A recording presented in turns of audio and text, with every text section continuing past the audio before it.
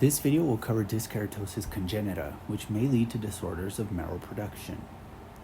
Let's anchor ourselves. We've got two twins here, and I guess they really love their carrots.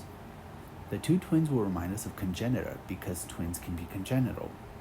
The carrots will remind us of dyskeratosis because it kind of sounds like carrots, right?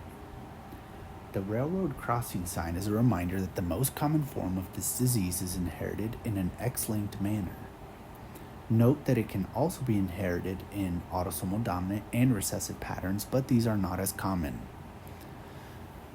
One of my favorite video game characters of all time decided to make an appearance. What a cool guy. He serves as a reminder here that mutations in the DKC1 gene are responsible for the X-linked form of this disease. And since our DK character sounds like DKC1 gene, that's how we'll remember it. I thought he's usually after bananas, but I guess today he's feeling more of a tea vibe. Him saying "where's the tea" represents the fact that telomerase functioning is impaired in this disease due to telomere shortening.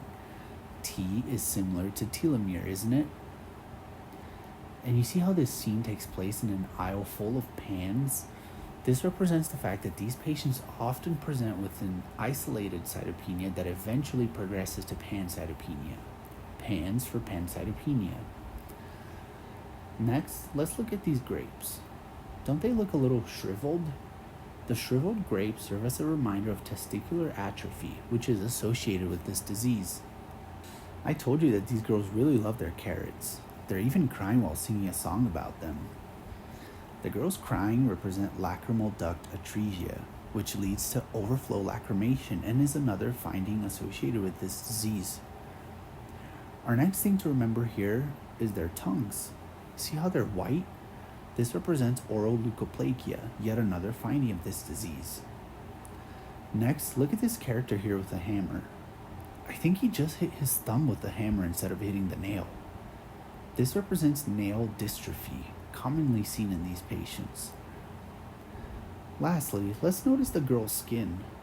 You see how it's got this sort of reticulated, hyperpigmented pattern? These patients often present with reticulated skin hyperpigmentation.